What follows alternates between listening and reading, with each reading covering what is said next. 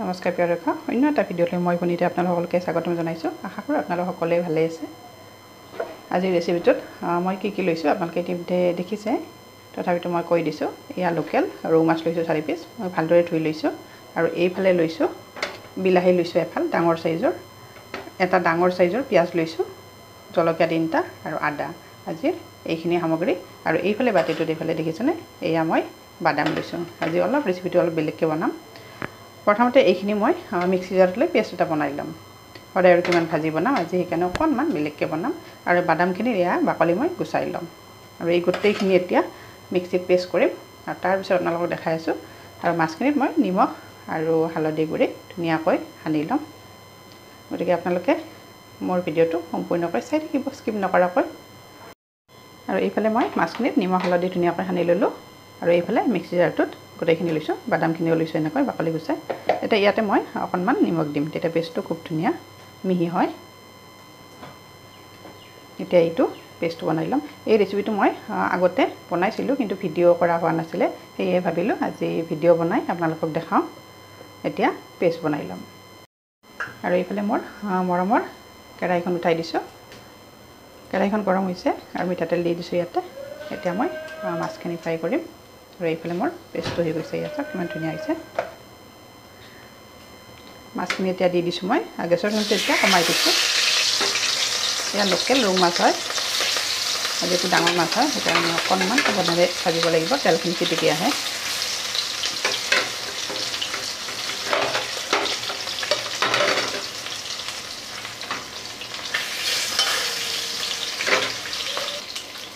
আৰু এয়া এটা চাইড হৈ গৈছে, এতিয়া মই উল্টাই দি দিছোঁ। মাছ ফ্ৰাই কৰাটো যিহেতু সকলোৱে জানে, গতিকে গোটেইখিনি ভিডিঅ' নেদেখাওঁ। ইয়াৰ পিছৰখিনি কেনেকৈ বনাওঁ আঞ্জাখন সেইখন দেখাম।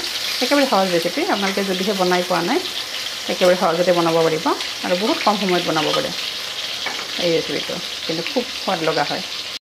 এতিয়া চাওক মাছখিনি হৈ গৈছে মোৰ। এতিয়া মাছখিনি ইয়াৰ পৰা কাঢ়ি থওঁ আৰু ইয়াতে মাছৰ কাৰীখিনি বনাম। মাছখিনি মই কাঢ়ি থ'লোঁ। এতিয়া এইখিনি তেলতে মই মাছৰ কাৰীখিনি বনাম। তেজপাত 2টা দি দিছোঁ আৰু গোটা জিৰা দিছোঁ। তাতে বেলেগ মছলা নিদিওঁ, যিহেতু বাদাম আছে ইয়াত।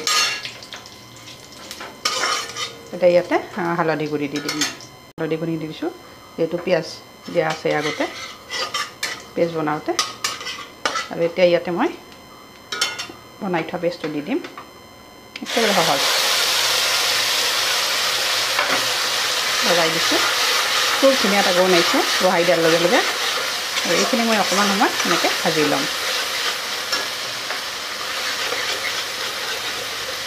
খুব টেষ্টি হয় এনেকৈ বনালে। আপোনালোকে যদি এনেকৈ বনাই জুতি লৈ পোৱা নাই, মোৰ ভিডিঅ'টো সম্পূৰ্ণকৈ চাই এনেকৈ বনাই খাই কেনেকুৱা পায় মোলৈ কমেণ্ট বক্সত কমেণ্ট কৰিবলৈ নাপাহৰিব। ভেৰি চিম্পুল ৰেচিপি, কিন্তু খুব টেষ্টি হয়। আৰু এইখিনি মোৰ ভাজা হৈ গৈছে ধুনীয়াকৈ। এতিয়া ভাজি থোৱা মাছ 4 পিচ মই ইয়াতে দি দিছোঁ। আৰু গেছৰ ফ্লেমটো এতিয়া মই হাই কৰি দিছোঁ। একেবাৰে উতলোৱা গৰম পানী দি দিম। খুব ধুনীয়া এটা গোন্ধ আহিছে, একেবাৰে খাব লাগি গৈছে।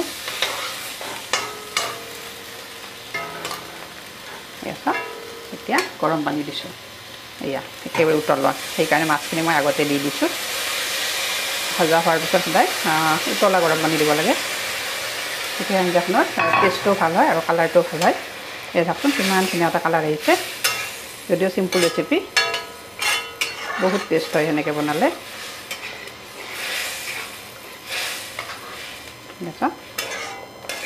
আৰু এতিয়া ইয়াতে মই ধনিয়াৰ গুড়ি অলপ দি দিম আৰু অকণমান জিৰা গুড়ি, বেলেগ নিদিওঁ।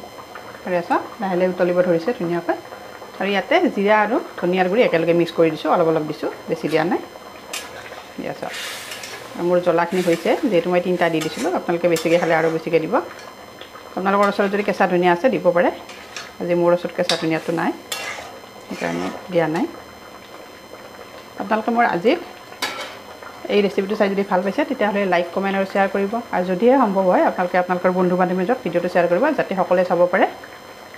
আৰু যদিহে মোৰ ভিডিঅ'সমূহ আপোনালোকে ফেচবুকত চাইছে কিন্তু এতিয়ালৈকে মোৰ পেজটো ফ'ল' কৰা নাই আপোনালোকে ফ'ল' কৰি দিব তেতিয়া মই নতুন নতুন ভিডিঅ' আপলোড কৰিলে আপোনালোকে লগে লগে চাব পাৰিব যদিহে মোৰ ভিডিঅ'সমূহ ইউটিউবত প্ৰথমবাৰ চাইছে কিন্তু এতিয়ালৈকে মোৰ চেনেলটো ছাবস্ক্ৰাইব কৰা নাই আপোনালোকে মোৰ চেনেলটো ছাবস্ক্ৰাইব কৰি দিব আৰু কাষতে থকা বেল আইকনটো প্ৰেছ কৰি দিব তেতিয়া মই নতুন নতুন ভিডিঅ' আপলোড কৰিলে আপোনালোকে নটিফিকেশ্যন লগে লগে পাব আৰু মোৰ ভিডিঅ'টো চাব পাৰিব গতিকে আজিলৈ আহিছোঁ আকৌ এটি নতুন টিপছ লৈ নতুন ৰেচিপিলৈ মই আপোনালোকৰ ওচৰত আহি আছোঁ তেতিয়ালৈ ধন্যবাদ আশা কৰোঁ আজি ৰেচিপিটো চাই আপোনালোক সকলোৱে ভাল পাব যদিহে বনাই পোৱা নাই এবাৰ ট্ৰাই কৰিব বনাবলৈ আজি দুপৰীয়া সাজত এনেকৈ খাব লৈছোঁ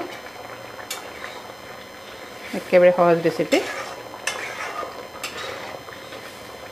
আৰু বাদাম দিলে এনেও খাই খুব ভাল লাগে